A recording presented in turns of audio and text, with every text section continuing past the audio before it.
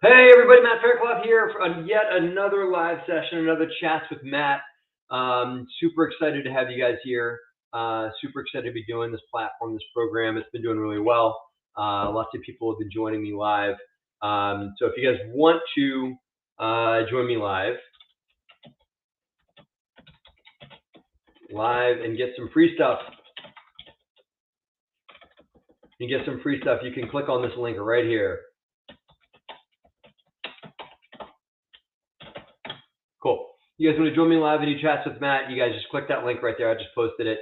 We'll get that spun over to Facebook and over to LinkedIn in a second. But chats with Matt's all about this.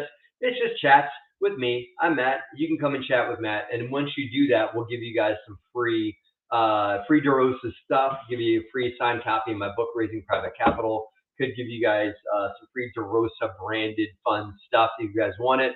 Whatever you guys want to do, we'll send you guys a little free thank you in exchange for coming online. And it's just a fun give back to those that are our followers, those that are keeping up with what we do. This is just a cool way to keep talking real estate shop, talk about the market, talk about maybe deals you guys are in, talk about what we're up to as a company at DeRosa. Whatever you guys want to get into, we can chat about those things. So that's what Chats with Matt is all about. So if you guys want, come on in and join me live. The other thing I'll throw out there to you guys, a few other just notes here, is if you guys want to get another free thing, not free coffee mugs and free tchotchkes, if you guys want to get another free thing, here's a free tool that my man Hervé Francois came up with. / Yeah, here's the market tool. This is a market analysis tool that my man Hervé Francois came up with. What it does is, if you guys want to grab this, it is a tool that we use with all the websites that we use to evaluate markets, right? So if you guys are looking to invest or want to determine how your market would hold up to something more national, or maybe you want to compare one market to another, this is a scoring sheet that we came up with, that actually Hervé Francois came up with, our market director and acquisitions manager. He came up with this to determine if a market is showing the fundamentals, the demographics, the stats that you want it to show as a market that's good for investment or not. And you can also compare market A to market B. How does Birmingham, Alabama compare to Albuquerque, New Mexico? You can do that with that sheet, and it's free. That's just the best part about it. It's just yet another thank you we want to give you guys as means to just go out there and grow your real estate businesses. So go to that link right now. You guys can grab a copy of that for free. If you guys, and like I said, got lots of people watching. If you guys want to join me live, just click that link and I can talk a little bit of shop with you guys. But in what DeRosa's up to, I'll give a bit of update on that too. As a company, what DeRosa, our company DeRosa Group, is doing these days is we're still bidding on properties. We're not sitting on our hands and waiting on the market to crash or waiting on things to shift, because I don't think it's going to happen as dire as some folks may believe that it's going to happen. And that's how I don't think that that's something that we're facing. So I think that there's still deals to be had, and we still are looking at real estate opportunities. We got a bunch of bids out right now. Hopefully be landing something soon, but we've also stuck to our guns and stuck to our fundamentals. So we haven't, I'll say this, we're continuing to bid and continuing to underwrite, but we've gotten more conservative in our underwriting based on where we think things might be getting a little bit soft. And just not, when I say soft, I mean just like not as aggressively growing as they were up until recently, right? So we are still excited about getting into multifamily deals that need work, that need to get brought to the next level that we can do as a company. But we're also cautious of doing deals that are either overpriced or have lots and lots of competition on them that are getting bid up well beyond the realm of where they make sense. So that's what we're doing. We're also at DeRosa thinking about some other asset classes, about maybe considering other things. Agnes wanted to know what are underwriting guidelines. Sure. So let's see. let's see what I can cover for you, Agnes. So, and you, and this is you following up on this. Hone, you're not allowed to type in questions, buddy. You got to join me live. You're not allowed to type in questions. I'm not answering your questions because Hone's a fellow boot camp instructor alongside me. So you got to come join me live, Hone, if you want to talk. I'm not going to talk to you without. I'm not even going to read your question. Which just to teach you. Maybe I will. But there's Hone's question there. You got to come on to get it. Let me get with Agnes real quick. Agnes want to know underwriting guidelines that we have. Let's see. We underwrite to, we'll typically look at what the rent growth of the market is from last year, and we'll like cut it at least in a half or to a third of what it is to determine what future rent growth would be. And that, so not what are they, what are yours? Sure. So we underwrite on the low side, Agnes, of rent growth. We also are really, really sensitive to real estate taxes and also insurance, because those are two things I can't control. And so we are uber sensitive to those things. So we want to make sure that real estate taxes and insurance are properly underwritten. So that's a big underwriting guideline that we have. I guess I'm going in the right direction for you in that. But if you, what else do we underwrite to? I don't do rules of thumb. We're not a rules of thumb company, meaning like I don't say, okay, 50% of rent is the expense allocation. We don't do that. And we don't underwrite to other rules of thumb for the market or for rent growth or whatever. We see what the and it's easy to get what the actual rent growth for the market was historically, and then we look at that and we look at the future and where what's absorbing the market and what's taking the rents to the next level, what's driving that, and we determine what we think is going to drive it in the future. Let's see, other underwriting guidelines. Construction. When we obviously bring a contractor in, but we typically spend on our what I call like a DeRosa model, because we have a standard that we use for turning a unit. Like we have a certain model that we know works for cabinets and kitchens and paint and that's around $6,000 a unit for a 1,000 square foot apartment. I can spend around $6,000 and bring that unit back online. So that means that that's going to be painted cabinets, new countertops, tub surrounding the bathroom, reglaze the tub, new vanity, new flooring throughout, and two coats of paint. That's typically a DeRosa standard unit, and it looks really nice and fresh. And then I can do that for around $6,000. So Agnes, I budget for how many of these used units I'm going to turn in the next, say, 2 to 3 years, and I drop that into the CapEx budget. On top of that, I typically put a 10% contingency of just in case. So if I'm budgeting to spend $500,000 in renovation, I will set aside another $50K in renovation budget for things I'm not sure are going to happen or not. Just for variables, for cost increases, for price of wood going up, or for me having to expedite something, or for a renovation I didn't know about happening, or something like that. So I put in 10% there. We also put a construction management fee, which typically we take. In some markets, we have to share that with the property manager because that's just part of their business, is that they have in-house construction management.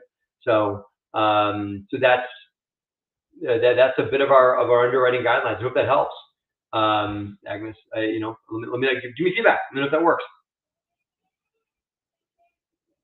So, Hone is doing his hair. Of course you are.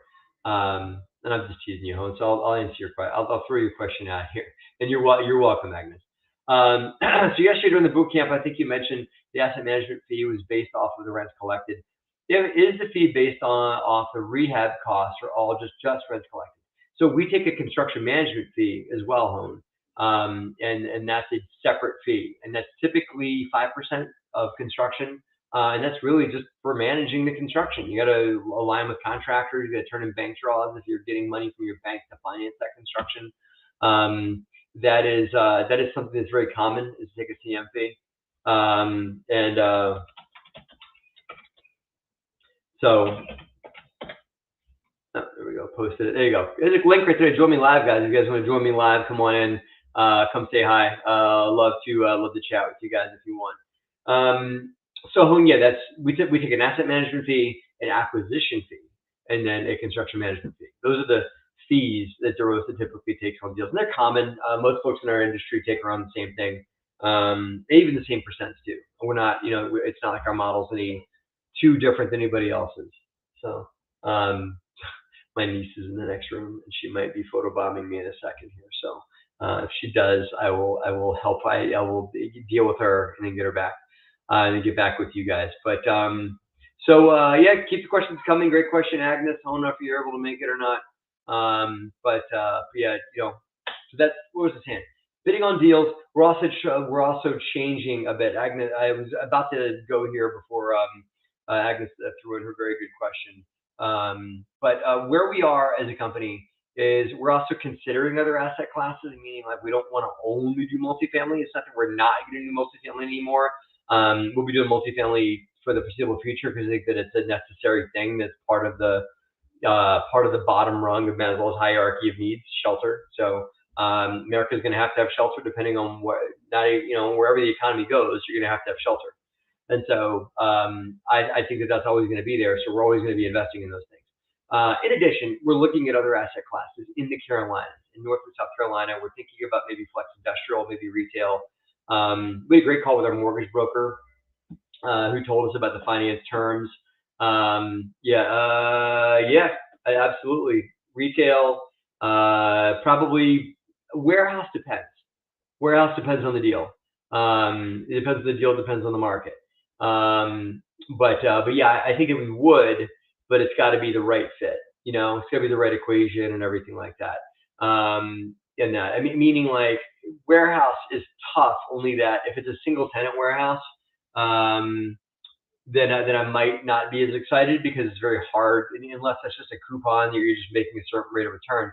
But it's hard to value add a single tenant deal unless that tenant's on month to month, unless their lease is expiring, unless. It's hard to look at a single tenant deal and find a way to squeeze the lemon somehow to make it make more sense. Just my 2 cents. If their lease is expiring, then maybe you can renegotiate the lease to better terms. If it's a multi-tenant deal, then maybe you got some vacancy, or maybe you've got some leases that are month to month or expiring soon that you can increase rents, add value, do something to make the tenants excited to pay you more. So landscaping, amenities, whatever it may be to make the property of that much more value.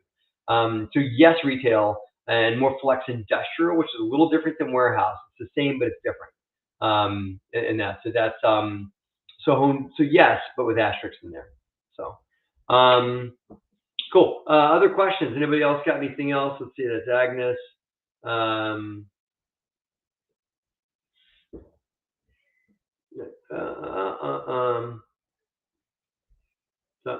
When did that post go out? Oh, Brian Lyde asked about the DC9 closing. I'll tell you guys now, we're under contract to sell, waiting on the buyer to give us a closing date, and that's what we're holding out on right now.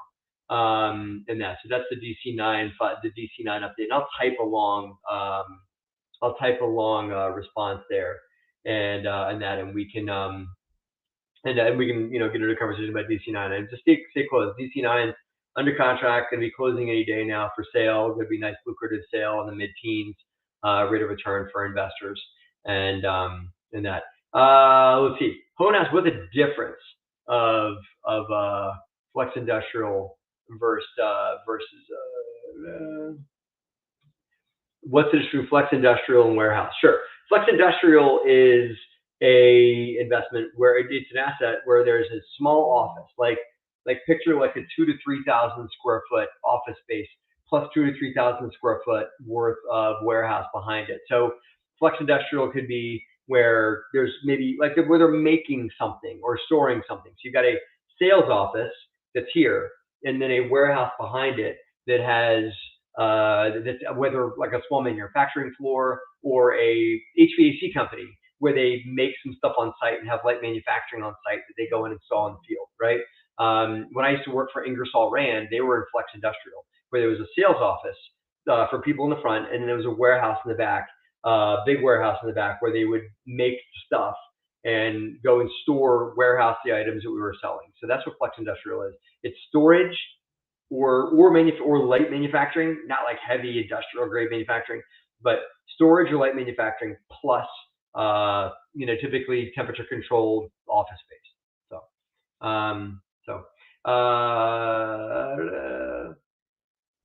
So it's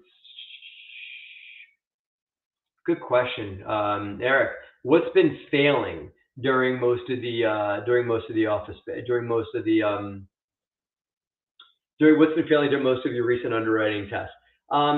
Pricing. It could be like that, but pricing. The deals are priced to a point where the deal just doesn't make sense. It's almost always a price deal. The deals become what you call debt yield restricted, meaning like the NOI the property is making is this, but I need to borrow this to do the deal, but I can only maintain this much debt service. So people are familiar with DSCR, debt service coverage ratio, right? So the DSCR is not high enough for me to borrow a reasonable amount of money to do the deal. So we're seeing deals where you'd only be able to borrow like 60% of the purchase price of the property based on the debt yield, based on what the NOI would be able to service in debt. So you're seeing properties that are 60% loan to value, which is that's maybe not that bad. But guess what? If that's all you can borrow because you're maxed out on cash flow, that's not a good thing. If you're doing that to be conservative, then borrowing not that much money, and that's a nice conservative play. But if you're debt yield restricted on the deal, then that's a bad thing, and that means the deal's not price sized for the debt that you'd have to borrow to make the deal happen based on what the NOI is, and that is a symptom of really really low cap rates. The cap rates being at like 4% when interest rates are 5.5, 6, right? So I hope that makes sense. Has the cap rate changed at all for DC9 compared to when you thought it would be? No, because DC9 is under contract for sale, and that like purchase price and that cap rate gets frozen in time from when we put it under contract to now. So we're about 3 months out from when we put it under contract. So it's based on prior performances and things like that. So would you ever have a DeRosa capital fund or buy an old DC? Would you have a DC fund buy or an old DC fund, example DC18 buy D? Yeah, we would do that. That's called recapitalization. No problem, Eric. You're welcome. So yes, we would do a new pool of money to come and buy a existing DeRosa asset. Here's why, right? When you structure an existing asset, let's say that Hone goes out and buys a dilapidated, halfway occupied, or really, really low rent, needing lots of work, 10%, 10-unit apartment building, right? Hone goes and buys that property and gets it stabilized, get rents up to market, does his physical work around the property and everything like that. He does all those things. Then he gets it performing, gets it cash flowing nicely, right? The risk factor on that property is less than it would be when he first bought it. Risk factor is a major consideration, and it's something we should be talking more about, especially as the economy changes and as people's desires change and everything like that. Risk factor becomes a major consideration, and the condition and the risk of a property in its condition when you buy it, and then once it stabilizes, the risk goes down because you've done the work. You've collapsed the delta between current rents and market rents. You've put in nice pretty flowers around the property, renovated the apartments, renovated the common area, stabilized it, made it perform really well. You've done all that work, and now the property's performing here. An investor coming in here is willing to tolerate less risk, or should be priced in at a lower risk factor, meaning should be okay to take a lower rate of return if they're coming in at this point in the game versus somebody coming in at this point in the game when you first buy the property, right? Because collapsing this gap is risk, meaning like taking the money to renovate apartments, do the landscaping, will this business plan work? That's a risk, right? And so once it does, that risk has been collapsed, and then that's a different investor. And so we have done some recapitalizations. We'd like to be doing more of them as a company, because I'd actually just, these are the things that happen inside Matt's brain. I'd like to be getting away from selling properties altogether. When I buy a property, I want to structure an arrangement with our investors and with our team and with our infrastructure that we can do a forever hold if we want to. that we could buy a property and hold it for as long as it makes sense to hold it. The only way you can do that is if you're recapitalizing investors, and investors that don't want to be in for 10 years are able to see a exit at 3 to 5 years out of the deal, are able to see it exit when they want one, right? That's something I'm working on now, and that involves recapitalization, that involves selling property, selling equity from investors. So investor comes in, they're able to sell their equity to a new investor, and a new investor could come in under a different risk factor, different profile, different property valuation, and pay a number for that equity position, and investors can get in and get out of these types of deals. Creates liquidity. This there are different ways to make it happen. You can do that with blockchain. You can do it with tokens. You can do it with a lot of different investment vehicles. And we're on the brink of that becoming a more widely used application where you can buy and sell real estate equity like you can buy and sell stock. It's on the way. It's not there yet, but it's getting there. So yeah, I know, right? So that's that. No, Home, the DC, we didn't expect cap rates to compress this far. I mean, I think the people that claim that they did are selling you something. We didn't expect cap rates to compress as far as they did. And so the market cap rates collapsing is something that's helped us, again, quite a bit on DC9 and on DC8 or whatever. And I mean, I would be very egotistical if I claimed that all of the rise of the market, all the rise in our property values were all because of us. A lot of it's because of us, because of our business plan, because of us increasing the NOI. But the market cap rates dropping is helping us too. So we didn't underwrite DC9. We're really conservative when we underwrite. We're still underwriting for cap rate expansion for any deal that we do. We're underwriting the cap rates going up by at least one, by at least 1 to 2%. I don't know if they will, but I can't control that. And so I might as well err on the side of caution, err on the side of conservatism. That's maybe why we're missing some deals, is because if I bet that things would stay the same, then more deals would probably make sense as we pencil them out. I don't want to take that bet. You know why, guys? I can't control that. What I can control is NOI, keeping expenses down, renovating the apartments, keeping them up to market rent. I can't control what market rent is, but I can control the property condition as to what it's being compared to in the market. But I can't control cap rates. And I know that a lot of syndicators are out there crossing their fingers and hoping that things stay the same, the cap rates stay nice and low, which means they can sell properties for a bajillion more than what they paid for them. And I hope so. God bless. But I can't control that, so I don't underwrite to that. So, is doing real estate syndication using an NFT possible now if you really tried? I don't. As much as I think a lot of folks wish that it was, Home, I don't think so. I really don't think that NFTs are really where. I don't think that they're going to take over real estate. I think a lot of people wish that they would. A lot of people wish that tokenization would take over real estate.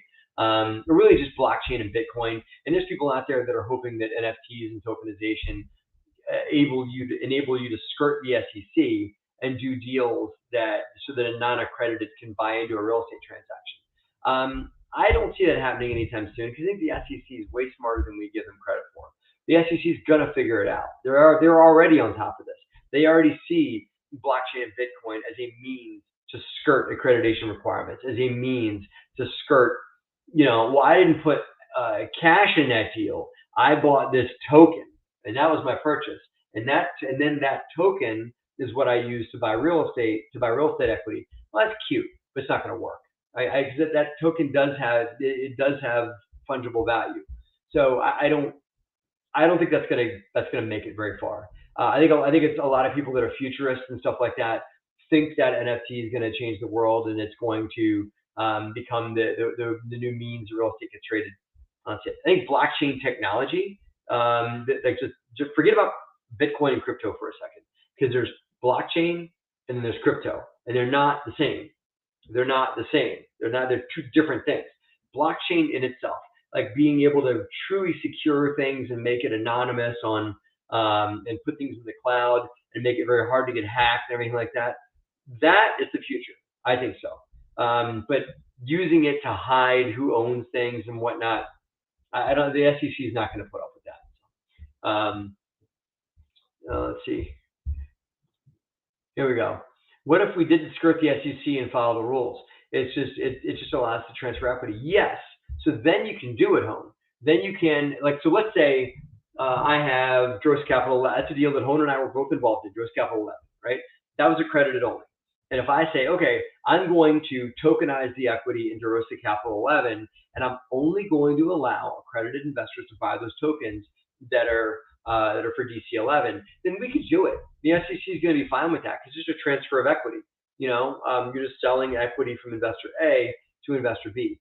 That's the future. I think that's probably what it's going to be. So if Hone and I do a deal that's a 506B, available for accredited and non-accredited, that I have a pre-existing relationship with, then those terms are going to exist even once you sell secondary, even third and fourth iteration equity down the road.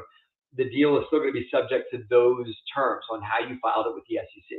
506B, 506C. Okay. Instead of selling, Hone, you're keeping me going, man. I love all your questions. Thank you. So instead of selling DC11 to DC18, we sell tokens of DC11 investors to DC8. You don't even have to do that. You wouldn't even have to package DC11, because what you're talking about is called a roll-up or a recapitalization.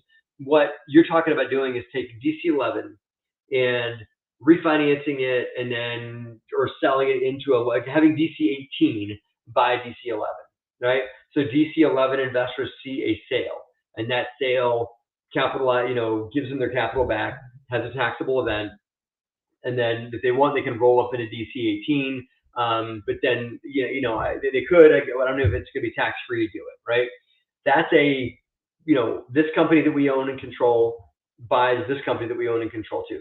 That's possible. But what I'm talking about, Hone, is even easier than that. That's just Joe Smith is an investor in DC11. He wants to sell his equity using a tokenization tool that we developed. And another investor, Jane Doe, comes in and buys Joe Smith's equity from him at an agreed upon price that they come up with. Like an open exchange. Joe Smith says, I want $50 a share. Jane says, that's okay. I like it for 48. So she makes an offer and they trade.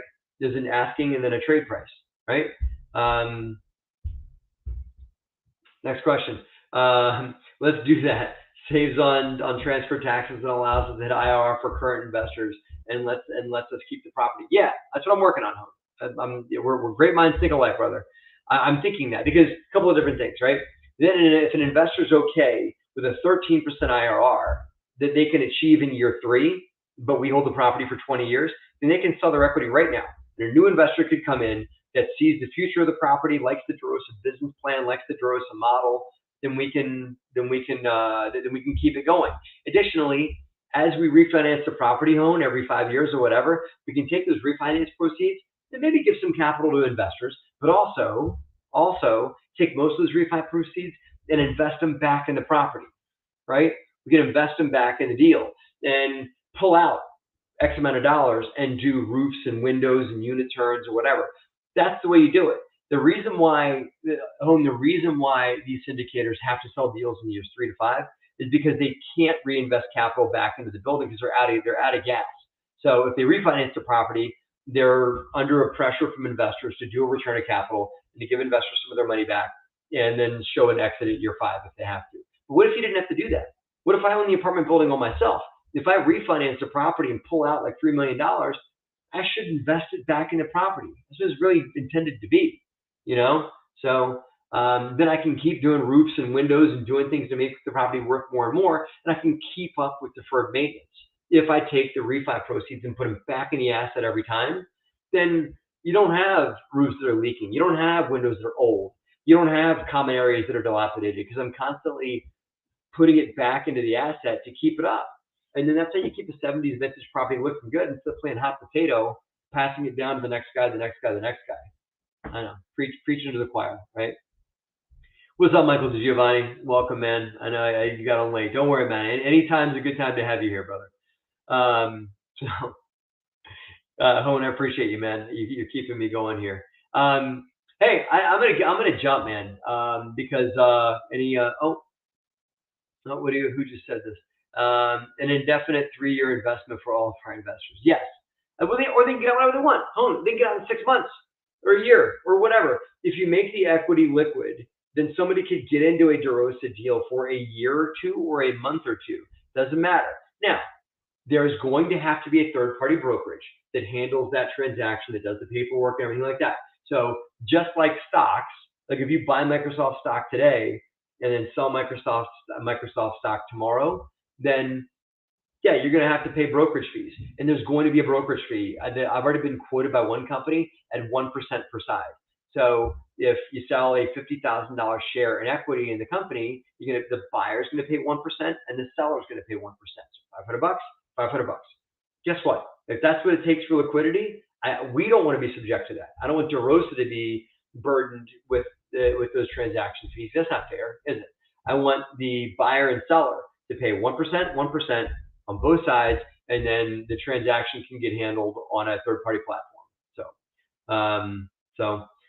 Yeah, I could do that. Yeah, I know. I love the way you think, but there's a lot of, you're pretty much developing a trading floor at that point. That's what it is. It's a trading floor, because the way it has to work on is somebody has to say, okay, Hone needs to anonymously, just like on the stock market, if you sell your shares on Microsoft, you put them up for sale for what you want to sell them for. It doesn't trace back to, oh, Hone Tai is selling his shares. It'd have to be an anonymous listing of shares for sale. And then a new investor to come in and say, oh, I like those shares, I'll offer this. And there's a brokerage back and forth that happens, or somebody gets an offer on their shares and an email back and forth, and they accept the offer and off they go, right? That's what would have to happen, and then you have to build the platform and make it happen. You also have to have a lot of the paperwork in place. There's also, this could be considered crowdfunding. And there's crowdfunding platforms and portals that would have to happen to do it. So I'm thinking, to me, who I want to see do it is these guys, InvestNext. That's who we use already, and I think that they are the future of real estate equity getting traded on platforms and everything like that. So I think InvestNext should do it, and I'm going to be pushing them to do it so we don't have to in that. But I will take it under advisement. You think we should do it or not? Let's see. I'll put your comment on here. There it is. Yeah, Tony, see you Tuesday, man. Hone, you should come out to SJ RIA. Come on out to Substrates Real Estate Investors in Cherry Hill. I'm speaking at the Cherry Hill SJ RIA meeting on Tuesday night. Come on out, and I'd love to hang with you guys. I just wrote down that I got to prep for that. I got to rehearse. I haven't rehearsed my presentation yet, and I got to do that. So, final thoughts, guys. Any final thoughts? Anybody else want to? Anybody else want to hop in, do a quick talk? Give me details. Sure. Let me see if I can post it real quick while we talk. If I can go find. Let me see if I can find the link for those that are local. I'll post the link for this. Anybody that's in Pennsylvania, New Jersey. No, there we go. Register now. Hey guys, Matt Fairclough here. I'm super excited to tell you guys I'm going to be speaking. There we go. We had the October 18th meeting. We're going to share. Okay. Give me 1 second. Hey guys, Matt Fairclough here. I'm super excited. Okay, Matt Fairclough. There we go. There's a video I did for SJ RIA that's playing now. Here we go. Okay, here's the details on it.